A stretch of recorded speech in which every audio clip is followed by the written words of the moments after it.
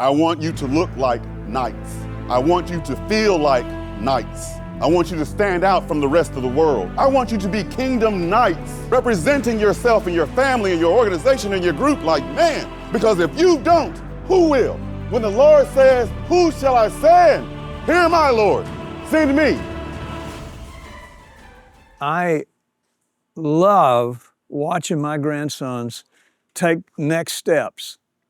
And one of the things that you're hearing today that I want make sure my grandsons hear is right here on this board. I love this.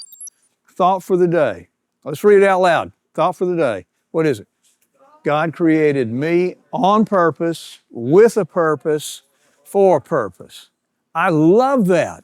Do I not talk purpose all the time, Bobby? All the time. All the time. If you know purpose, you know why that's such a big deal? Purpose answers a real important question. Why? Why am I here? Purpose. Not about what am I going to do or how I'm going to do it, but why am I doing things? I love that. So what I want to talk about today is how you discover this purpose. Is that okay? If I do that? How cool would it be if you knew your purpose, the reason God put you on this earth? Would that'd be a good thing, right? Okay, let's talk about how to get there. If I use two words, I'm going to use two words. One word is hear, and the other word is listen. What's the difference between those two words? Talk to me just a little bit. Yes, sir. Speak up where I can hear you, okay? The difference between hear and listen is listening is paying close attention to what the person said so you can know what to do and how to do it. But hearing is just hearing things with your ear.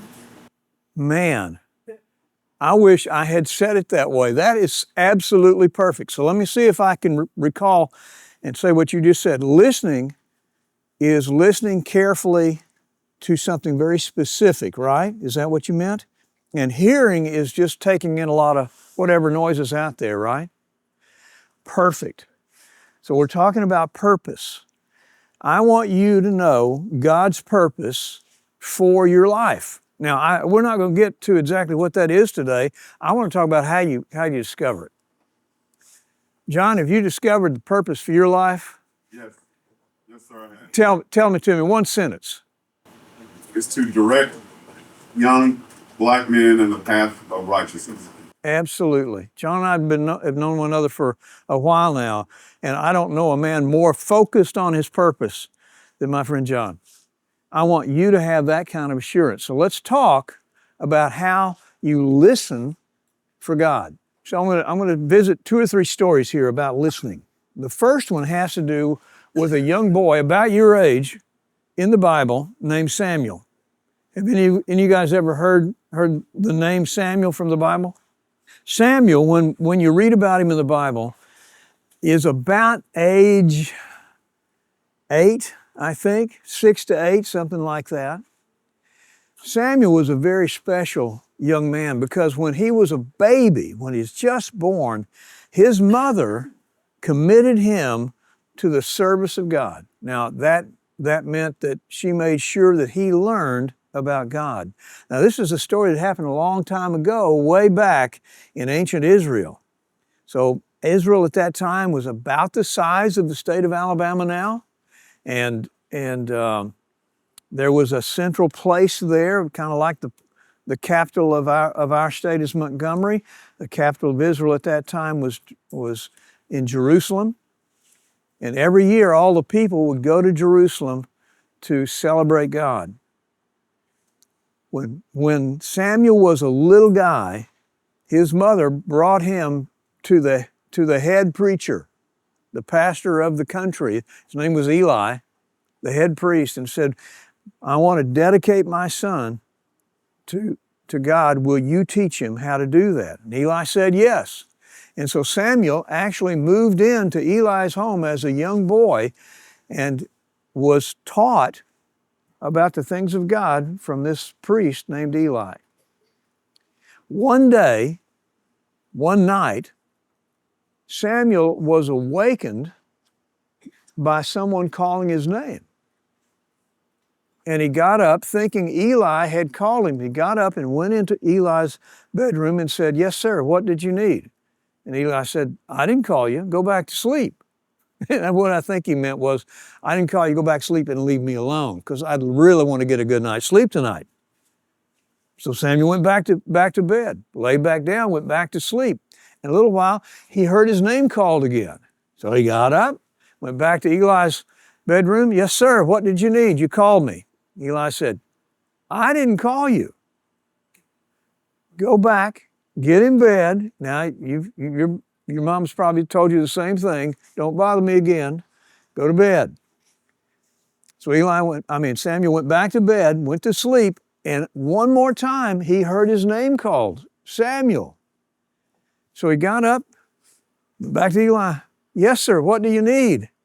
And then Eli began to realize that the voice that Samuel was hearing was the voice of God.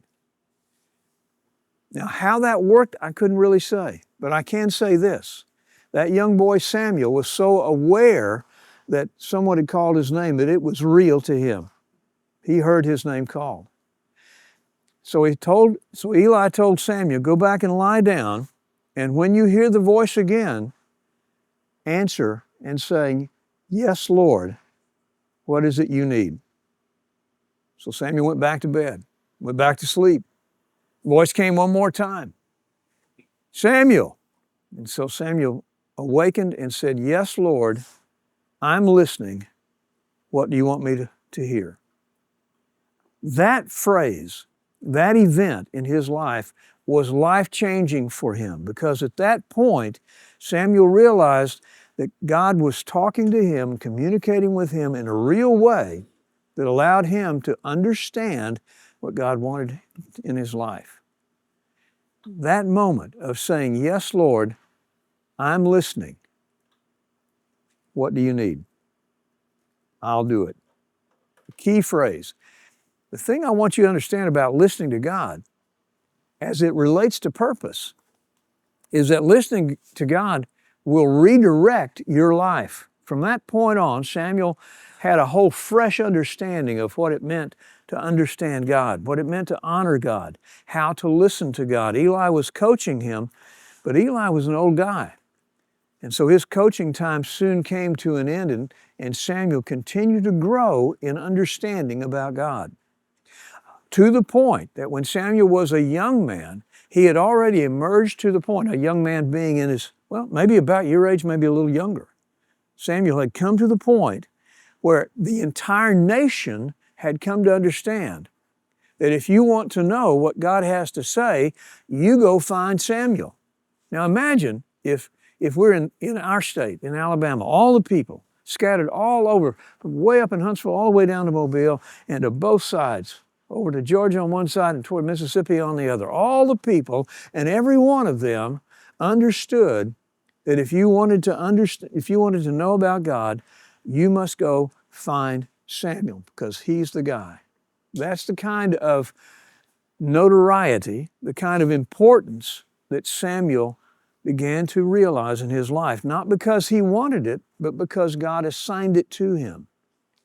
And Samuel became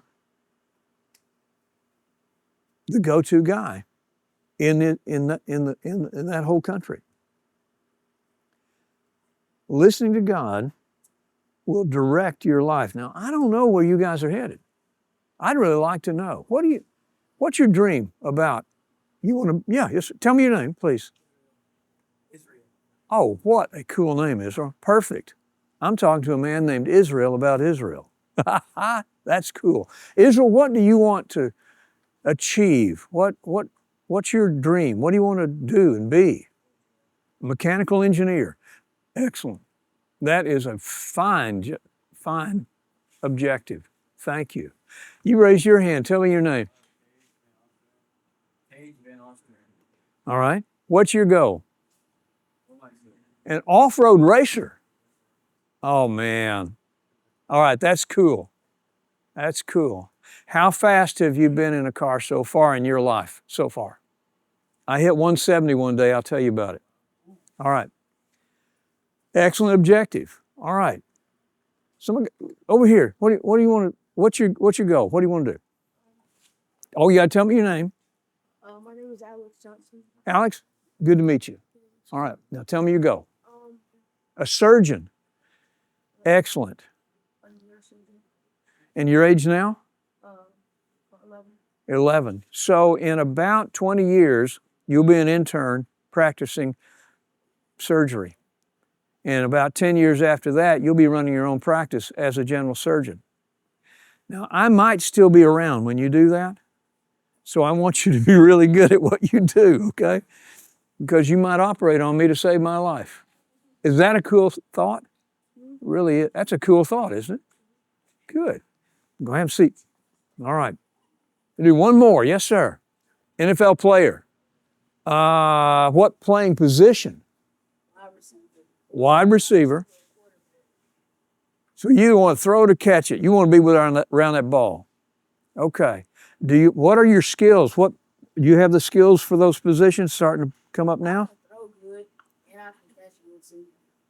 Excellent. That means that God has given you hand-eye coordination. It means that you can see and move your muscles so well that you can put the ball on the target down the line, right? Keep learning how to do that. You will find that those skills will improve in your life and give you opportunities that you can't even imagine. Listen to God for your purpose. Okay, one more. Yes, sir. A teacher. Excellent. You know what I think is the most influential profession in the whole world? It's a classroom educator. You will have more opportunity for influence than any other profession. Okay, so we got a teacher, got a NASA engineer. Yes, tell me yours. A boxer? Excellent. Okay. That means that you're going to develop strength, and you will have size and muscles and height and quickness, and all of those things will make you into a good boxer. But you will also be a person of great influence because of your ability. So all of this, whether it's boxing or teaching or race car driving or mechanical engineering, aerospace engineering, or medicine, surgery, all of these things, all of these have to do with your purpose. How do you find your purpose? You listen to God. How did Samuel find his purpose? He listened to God. That one phrase, yes, Lord, I'm listening. What do you have for me? I love that. But you also, as you're listening for purpose, listening's real important. It's important that you learn exactly what to listen to. Now, the pastor who was up here a little while ago was talking to you about the Bible itself and how important the Word of God is. I want to reinforce that. Listening for the right things.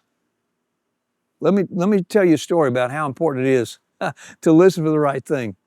Years ago, I was on a baseball team. Now, we played ball for fun, but we had a church league team, softball team, and our team, we were winning a few games. We were having a good time doing it.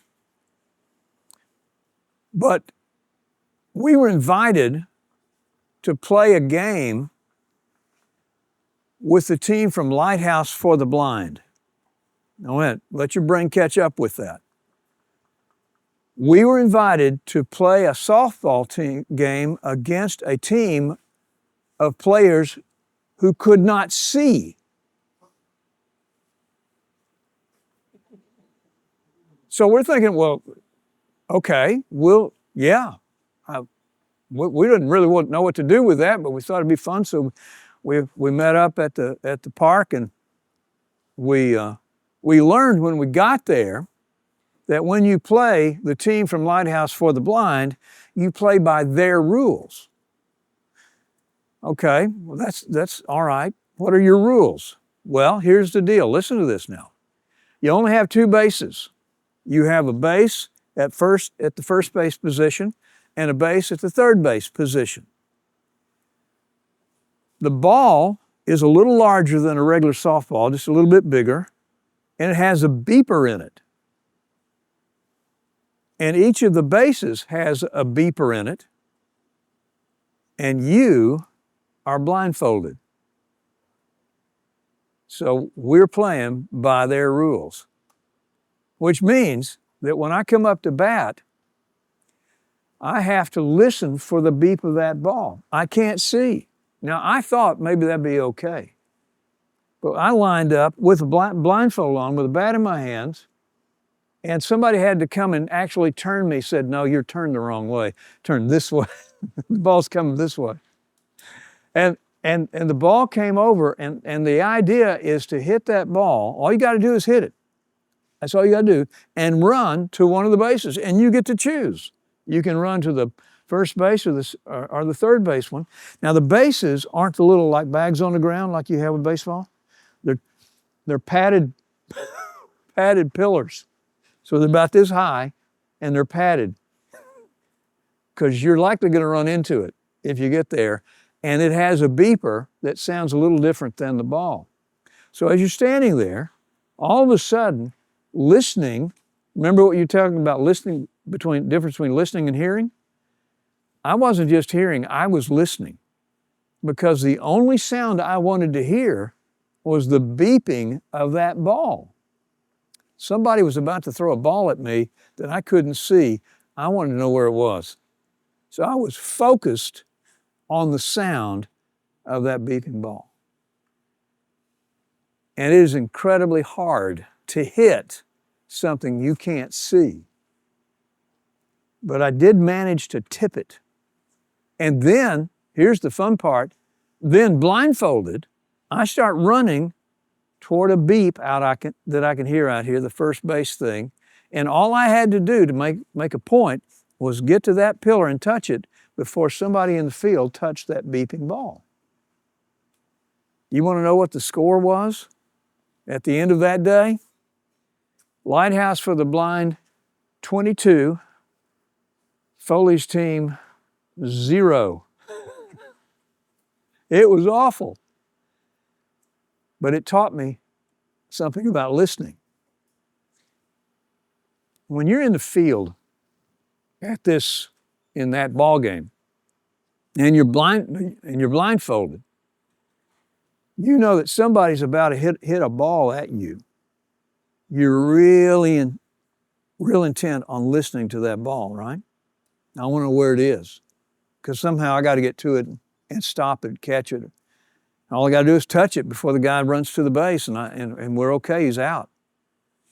But what happened was, I found out, standing out there waiting for that ball to come, that there's a lot of sound going on. I could hear cars on the highway. I could hear a train going down a rail track. I could hear a jet flying over. I could hear police car sirens. And all of that sound was competing for my attention, but all I wanted to hear was the one sound. What was it? The beep on the ball. So I had somehow to sort through all of that noise just to hear the beeping ball if I'm going to have even a chance at a point in this game. It was incredibly hard. So learning how to hear God's voice and understand it as different from all of the other noise is what we're talking about. Listening for God, and He will help you because you are designed to hear God. You are designed to understand Him. But there's some voices that you know automatically, right?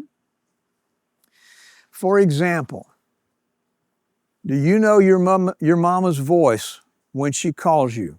Does she have a particular tone in her voice when she wants your attention? Yeah.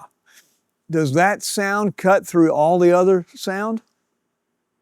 I mean, somehow, moms have a way of communicating in an unmistakable way that cuts through all the other noise, and you know, right? Now, you might choose to ignore it, but you do so at your own endangerment, right? Because when mom calls, you pay attention. I think God's voice is like that, not in a mean way, not in an offensive way, but in a very recognizable way because of the way we're designed. As I understand the Scripture, the way I read the Bible, He has designed you and me to be able to hear and understand, to listen to God. So purpose gets to be a big deal. One more story about purpose. The purpose of God is something that is revealed in stages in your life. Now, right now, you guys have an idea of what you want to do. Your purpose is more refined now as a college student wishing to be an educator. Your purpose is much more refined than your purpose of wanting to be a surgeon because you're further along in the process. You both have an idea, you're both headed toward it, but you're closer than you are. God's going to continue to refine that purpose as you move along. And then there's some things that He'll plant in you that you just hope you get to do one day, that you hope for. Now, I've had an interesting life. I'm 75 years old. My wife and I will be married 54 years next Friday. We have 2 grown children and 6 grandchildren that are aged 19 to age 7. And they live in 2 different parts of the country, so we have a fun time getting together and seeing them. I've had some opportunities. I've hiked in the Rockies. I climbed a 14,000-foot mountain. I drove a race car at Talladega. They say we touched 170 on the back straightaway. I've been to the White House 3 times. I've met 3 former presidents and shaken their hands. Had a long conversation with President George W. Bush a few years ago. Really interesting things. Been a college president. Lived in New Orleans and lived to tell about it. Fascinating city. But the thing I want to tell you about, the experience I want to tell you about is Viper 7-1. Viper 7-1 refers to an airplane. Do you guys know the Blue Angels? There are 6 airplanes involved in the flight crew, and they fly aerobatics and are awesome to watch. They fly the F-18, which is a supersonic airplane. Do you know what the term supersonic means? Yes, sir. Very fast. Very fast. Very fast. Yes, sir. It is very fast. How fast? Oh, faster than the speed of sound. Faster than the speed of sound, which means an aircraft, a jet flying supersonic speed will move faster than the sound of my voice to your ears right now. That is very fast, right? Super fast. They call that speed Mach 1. Now, they measure that speed in the speed of sound, Mach 1, twice the speed of sound they call Mach 2, 3 times the speed of sound, Mach 3, and on it goes. The F-18 is a Mach 2 jet fighter, capable. It's capable of going that fast. So the Blue Angels are flying aircraft in that famous blue and gold paint job that fast. The Air Force, the United States Air Force, has a similar team, but they fly an aircraft that is called the F-16. It's similar to the F-18, and I think the F-16 is actually a prettier airplane. I love the F-16. Now, here's a secret that nobody knows too much about in my life. I have always dreamed about being a fighter pilot. The problem with that is I've never been a fighter pilot. I've not been in the Air Force or the Navy. I've learned to fly, but I'm not a fighter pilot. I just want to be one. So one day a friend called me as I was retiring from my job as president of the University of Mobile. And he said, I'd like to give you a gift. What would you like? And I said, I want to fly an F-16. Well, that's a really good idea, but you don't just walk into an Air Force base and say, hey, rent me one of your airplanes. But what did happen is my friend started at the Pentagon calling somebody he knew, and he worked his way through the entire Air Force until an invitation came one day from the Air National Guard in Montgomery, who flew at that time the F-16, and I was given an invitation to come and fly with the Air National Guard unit in Montgomery. Now, the neat thing about that is I was going to be in the back seat of a 2-seat airplane. But the pilot told me that he was going to let me drive his airplane. So I went through a whole lot of tests. I had to pass a physical exam. I had to demonstrate to a doctor that I wasn't going to die in this airplane. And then they went through a whole system of telling me what to do once I was in the airplane. My favorite one was what they called the egress training. How do you get out of a jet fighter? Well, I said, that's easy. You land it, you guys roll up a ladder, and I get out and step down. And he said, no. You have to know how to get out of this airplane in the air. Right. And he said, you see the yellow handle by your foot? He said, don't touch it, because if you pull it, it's going to eject you out at 12 times normal gravity force. Your parachute's going to pop open, and then you have to untangle the strings on it to make sure that it opens right and float down. I started laughing. He said, what's so funny? I said, well, the ejection's going to kill me. What do I care about the parachute? He said, listen, Dr. Foley, if you don't pay attention to me and do what I tell you to do, you're not getting in my airplane. So I said, yes, sir. What am I supposed to do? And at the end of the day, I'm in the back seat of an F-16. The pilot was named Grizz. That was his code name, Grizz. Now, I don't know where it came from, and when I asked him how he got it, he just smiled and wouldn't tell me. But he did tell me I needed a call sign while we're in the air. I said, what do you want to do? He said, what do your grandchildren call you? So they call me Pops.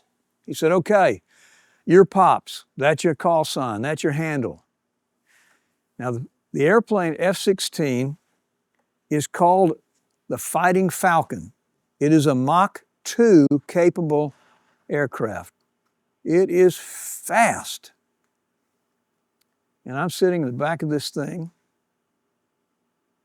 and Grizz is in the front, and they had dressed me in a flight suit and a helmet, had earplugs in my ears because it's loud in that cockpit. Helmet, visor, gloves, boots, the whole deal. And I'm sitting in the back seat. We're getting ready to leave. Grizz is in the front seat, and there's activity going all around me. I mean, apparently you don't just get in an F-16, turn the key and drive away. I mean, there's a thing. There are people all over that place getting it ready. But I had earplugs and a helmet on, and I couldn't hear anything. Just muffled. So Grizz got out of his seat, stepped back around on the side of the airplane, and signaled to me, can you hear? Because he was trying to talk to me. Can you hear? And I said, no. And then he said, do you want to hear? And I said, yes, I want to hear. I want to know what's going on here. I want to be a part of this whole thing. I want everything you got, Grizz. I want to know how to fly this airplane. I want to drive it. I want to I want to go upside down and straight up and flip around. I want the whole thing. I want everything you got in this airplane. Yes, I want to hear. And here's what he did. He leaned over into my area, my cockpit in the back. He leaned over and he flipped a switch. And all of a sudden, the world came alive. I was hearing all of the people in the ground crew talk to Grizz. I was talking to the guys, and I heard the aircraft tower talking to Grizz. And all of a sudden, I began to understand all that was going on around me in a very unfamiliar environment. And it all required Grizz, as the commander of the aircraft, to flip a switch and turn on the equipment that had been there all along.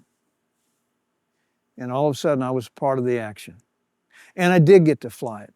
And I did get to fly upside down and straight up and straight down and all the things that went along with it. It was the most exciting day of my life. I loved it. I loved every part of it. But one of the things that Grizz said before we took off, after he had opened my hearing, he said, Dr. Foley, Pops, you remember one thing. This is my airplane, not yours. But I'm going to let you fly it. But here's the deal. You do what I tell you to do when I tell you to do it, exactly as I tell you to do it, and don't hesitate. You do exactly what I tell you to do.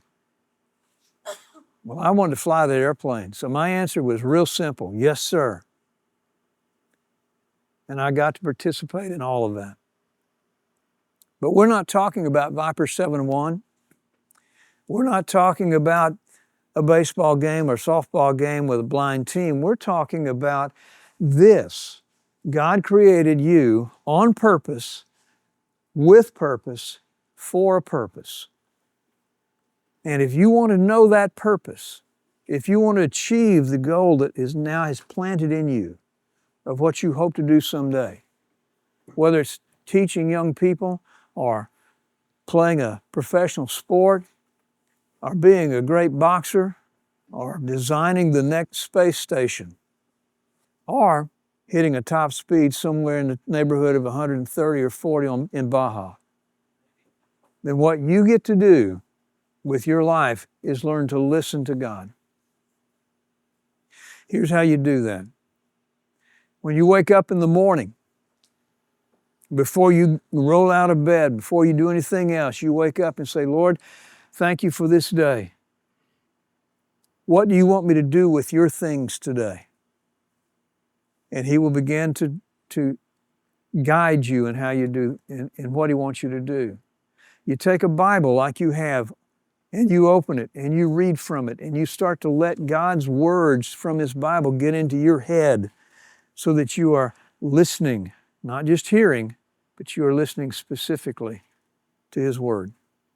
And here's my promise to you, if you'll do that. I will absolutely promise this to you, and I don't even know you that very well. If you will do that, God will start to form your thought. He will start to massage your will. And He will guide you to the purpose that He already has for you. And He will refine it and refine it and refine it until one day somebody will ask you, what is your purpose? And just as my friend John just said, in one sentence, I'm here to help transform men's lives. The purpose of your organization, your Saturday morning, is to build godly young men through a continuum of excellence.